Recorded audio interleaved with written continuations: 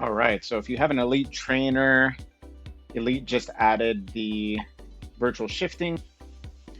And so if you go into your My eTraining app and connect the device, go into firmware, it'll open up uh, the Upgrado app. If you don't already have it, be sure to download it. It'll upgrade the or it'll open the Upgrado app.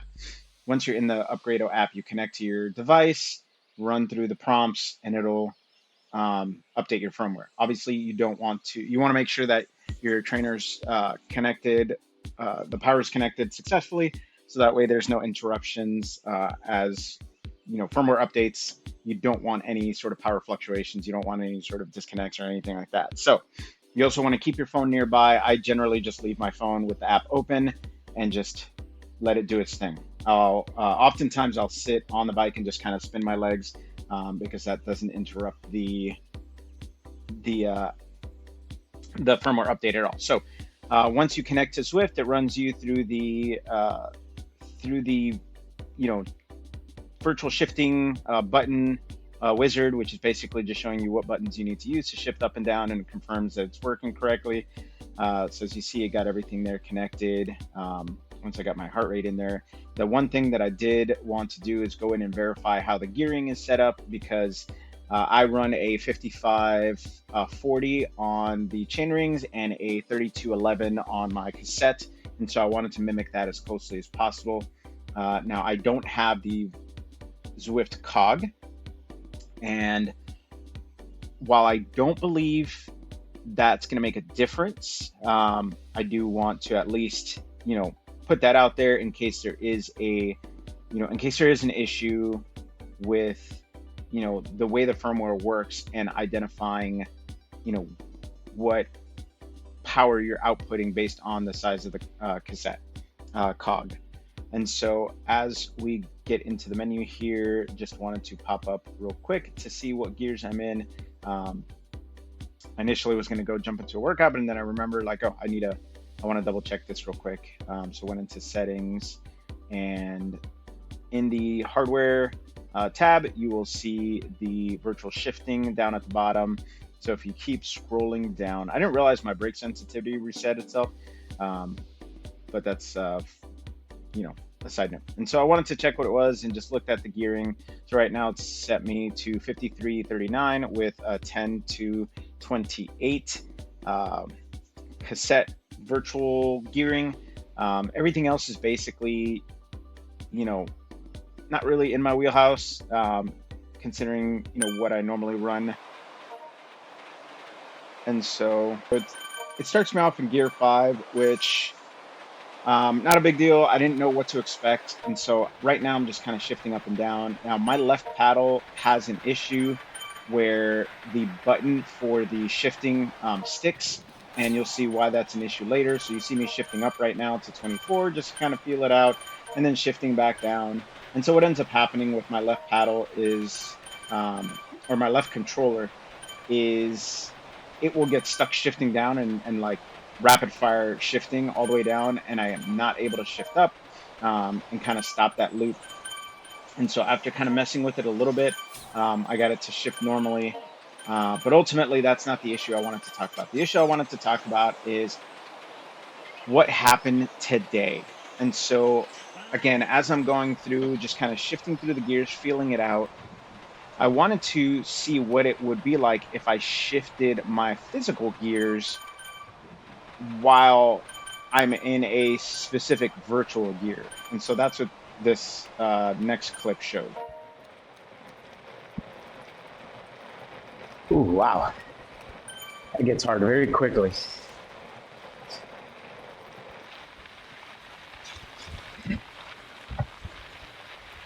All right, so basically just got to find a good spot to keep my regular gears. And so, yeah, so basically what happened is I shifted to my 5511, and it, in seventh gear, the resistance got exceptionally hard, which is to be expected. You're, shifting all the way up. So I shifted back down, and then adjusted gears. And at this point, everything was fine. Everything felt like it worked great. I found a middle spot in my cassette where I felt like the resistance was good, um, but put me in a position where like 12th gear is kind of like a good, pace. I'm trying to find a spot where I am comfortable with the speed, with the cadence and the resistance, or the cadence and the wattage, for my warm ups where I'm doing robo pacer rides and average between 1.8 and 2.0. And so I was trying to find a good gear in that area. Now I'm going to fast forward to now from this moment in time, 2 days later, just about a little over 24 hours later, because I wanted to use my gearing. Now I'd already raced at this point. I did the Z Racing Castle to Castle course, did great. That'll be a separate video, but I wanted to do that course again. And so as we switch over to that race, I have already, at this point, I've already done like a 20-ish minute warm up with virtual shifting. See, I'm in gear 6 right now. I felt good. As I'm, you see my mouth kind of moving in the background. I was talking through kind of my experience so far with virtual shifting. I initially thought it would be kind of like a erg mode where you change gears and it's kind of like a linear resistance feel where it just goes from, you know, as you shift up, it gets tighter and tighter and, harder and harder to pedal, but it's not really anything like that. It actually is pretty smooth. And so what you'll see is as I'm kind of, talking about the gearing, at some point I'll demonstrate how me having a normal cassette. Again, I run a 32 to 11 Shimano cassette, and I was shifting through the gears because so in my previous race, I manually shifted a gear, just out of instinct, and nothing happened resistance wise. It didn't go bonkers, and so you see me right there, kind of shifting through the gear, or shifting, I think, down a gear just to kind of keep my pedaling and kind of demonstrate how, like, if you shift manually, then your gearing doesn't change, or your wattage will go up as you get into a harder gear, um, or go down if you get into a softer gear. But and then I started noticing, like, hey, the wattage wasn't changing. It was staying around 100 watts. What's going on? And so I'm, they're shifting back and forth, kind of feeling like, all right, what's going on? Trying to maintain a mid to upper 70s RPMs, around 80 RPM if possible. But I'm seeing the resistance is not training, and again, or the resistance is not changing, and so my wattage is not changing, and so I'm shifting through my manual gears and trying to find, trying to see what's going on. And ultimately, what ends up happening is I'm seeing that my gears are no longer providing resistance. And so I shift down a gear from 6 to 5. The wattage stays the same. Shift down to 4. Wattage stays the same. Um, it's almost like my resistance just completely shut off. You see me, shift down again into 3, into 2, 1, and I'm still doing 100 watts. I should be doing like 20 watts. I shift all the way up, or start to shift up, nothing changes. Again, I shift even further up, nothing changes. Shift all the way up, nothing changes. And so at that point, I knew something was wrong. Basically, my resistance has completely shut off. And so, me being, in the IT industry, my brain automatically went into troubleshooting mode because, as you saw, I was in 24th gear doing 100 watts, um, in the middle of my cassette, which is like the gears 16, 18, somewhere around there. I should have been doing way more than that on gear 24.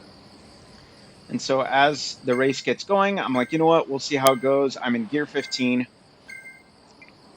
which the last time I raced this course, gear 15 was a perfect spot for me to stay with the Peloton, kept me at about the mid 200s in terms of wattage. You see, I, come out the gate at, 200 plus watts. So I feel good at this point. I'm doing 110 RPM, but I feel like the resistance is getting easier and I'm starting to fall off the back. So I'm like, all right, what's going on? I'm shifting up. I shifted up on my virtual gear, nothing happened. And so I shifted up on my physical gears just to keep myself in this pack and kind of mentally start going through the rigors of troubleshooting it, figuring out, all right, what's going on? Is this a virtual gearing thing, or is this, a firmware issue? Did my trainer disconnect? I'm looking at and seeing all my numbers there. So I know the trainer didn't disconnect. And again, because it's a race, I'm focused on, all right, let me just get onto the back of this pack. I'll give a good dig to just kind of jump on, and then I'll continue troubleshooting while I'm in the pack, since I can kind of soft pedal there. I look down to see what gear I'm in and start to shift again just to see, as you can see, I'm pedaling and not producing any watts whatsoever. And so at this point, I'm 100% certain something is wrong. Something's not right. I shift up into 24th gear. Nothing's happening. I end up, shifting my physical gears down to 5511 just to get back on the group once again because I fell off once again. And so I got to find a point to where I can, once I get to the back of this group, I can start to then troubleshoot. Um, because that is, again, that's my background. My background's in IT. So the brain right now is just kind of thinking through the strategy of how can I stay with this group? How can I continue racing while troubleshooting? Um, and so just kind of mentally going through like, all right, nothing happened during the firmware, update. Everything went smooth, completed 100%, no power loss, no, closing out of the app, no reboots, anything like that. My first race, shifting worked just fine. My warm up shifting worked just fine. So didn't, no red flags there. And so as I get onto the back of this group, I'm like, all right, let me disable virtual shifting. So I go into the menu to disable virtual shifting, thinking that, you know, if I disable it, even while I'm riding mentally, um, or within the game, I should be able to then use my gears and things will kind of pick up where they normally left off. Unbeknownst to me, my resistance was basically off. Now, I didn't realize it at the time because I wasn't looking at this. But as I went through the settings menu, my trainer difficulty was turned all the way up. So trainer difficulty wouldn't have been an issue. And so as I catch back onto this group, I'm starting to see that I am not getting any resistance whatsoever. I hit the dirt part of this course. And again, I'm in like 55-12 and, barely staying on the back of this group. So I know at this point I'm not going to be able to, produce. I'm not going to be able to compete. I'm, as you can see, I launched a little bit of a, not really an attack, but I pushed myself up to the front because I didn't want to have these issues and end up on the back of the pack. So I was like, what, let me push myself a little further. I'm on my 5511 and barely producing, mid 300s. I would go into the 400s, and then you saw there for a brief second I hit 500 watts, but that was maxed out. That was as hard as I can go at 100, plus RPMs. At this point, my resistance not doing anything, my trainer's not doing anything. Um, so I, I was like, what, I'm gonna just drop out of this race because there's nothing I can do. And so as I start to fall off the back, again, I'm frustrated because I don't want to stop racing. I want to finish this race. Part of the reason why I jumped into this race was because the previous race that I did with this on this course was essentially my last race in the 390 to 510 category. I ended up placing in the top 10, and my Zwift racing score went up. So I basically no longer qualify for that category. And so I go into my settings there, disconnected my trainer, reconnected it to see if that was going to do anything. But of course, it did nothing. As I start to spin up again, I'm not getting any sort of resistance, even though I'm on a 0% uh, road right now. I don't feel anything. I just feel like, it's spinning. And I can tell you that on 5511 going, 400 watts, my flywheel sounded like it was going to fly off the back of my trainer. Like it really, I guess it was moving fast. Ooh, 125 kilometers to my next upgrade. Sweet. Didn't see that earlier either. And so again, just mentally going through my troubleshooting steps to figure out, okay, what do I need to do next? And so as I jump forward in time, I go back into my um, settings. Again, I'm just kind of, double checking everything. Disconnect the trainer, disconnect the resistance, repair it, make sure, reconnect it, make sure that it is offering some resistance. I think Zwift should add some sort of percentage there to show like, hey, this is the level of resistance you're getting in order to validate whether or not the resistance is actually working. Again, I start rolling and nothing's happening. And so at this point, I know the best course of action is to, you know, essentially reboot my trainer. Again, being an IT, I understand how much people hate that, but rebooting does fix things. And so while I go through that on screen, I will tell you that, you know, here's why rebooting fixes things. So whenever you perform up, let's say you do an update on anything. So Windows does a couple different things.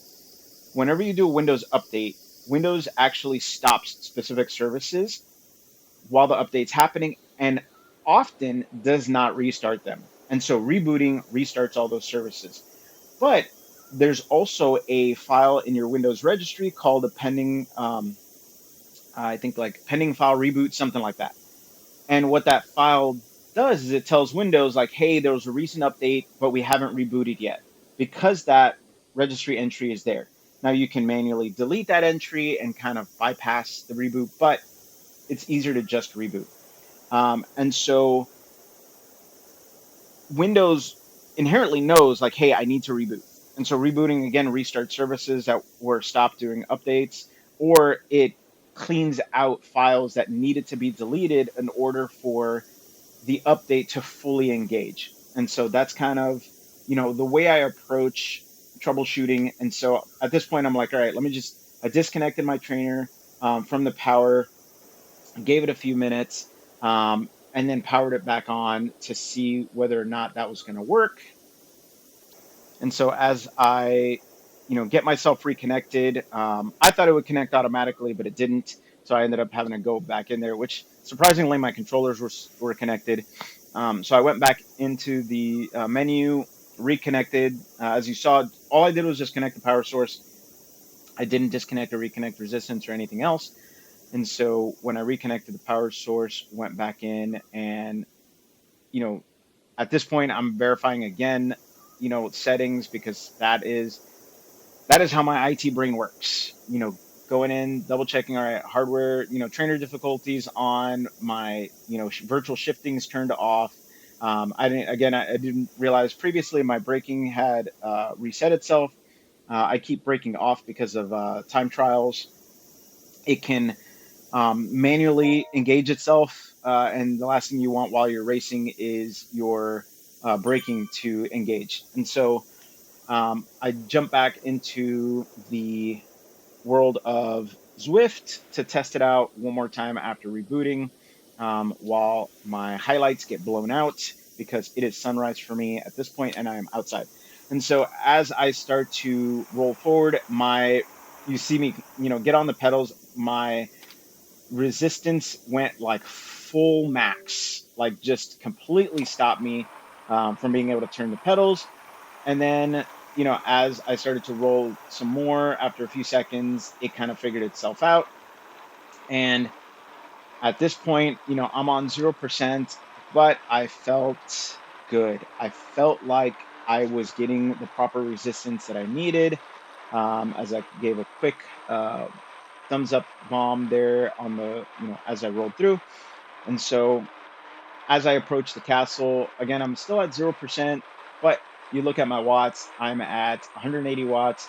I'm in the middle of my cassette right now.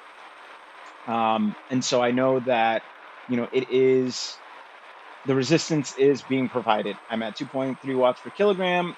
So I feel good. I feel the resistance there. Um, I know that rebooting worked. As I hit this 2%, you can see my cadence dropped a little bit, but my power go way up.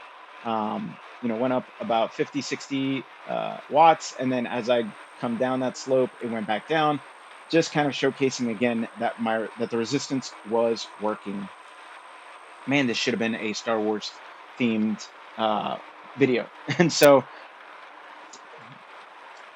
in order to fully test out my resistance, I decided to continue up the castle, but I will save that for another day. So if you have an elite trainer, I would highly caution you on using the virtual shifting right now, because while I don't specifically know that this is a bug, I will, I will use it sparingly. I will test it again sometime down the road, when I'm not in a, maybe I'll test it tomorrow when I'm going into this race again. If it does happen to me again tomorrow, then I know that it's, in my mind, it'll be confirmed as a bug. I'm still gonna post a video so that way people are aware, in case it is a bug. Um, if you run into this issue, please let me know so that way, we can, the more attention this issue gets, the quicker hopefully it's identified and fixed. Because the last thing any software developer wants to have out there is a known bug, especially after releasing a brand new feature. So, because I'm sure their QA went through all the testing and didn't run into this issue, which is why this firmware was released, or they maybe ran into it, a small percentage of the time, or with specific trainers, and they just decided to release it anyways, because that's how developers work. So again, let me know what your experience is with virtual shifting if you have an elite trainer, and I will catch you guys on the next race.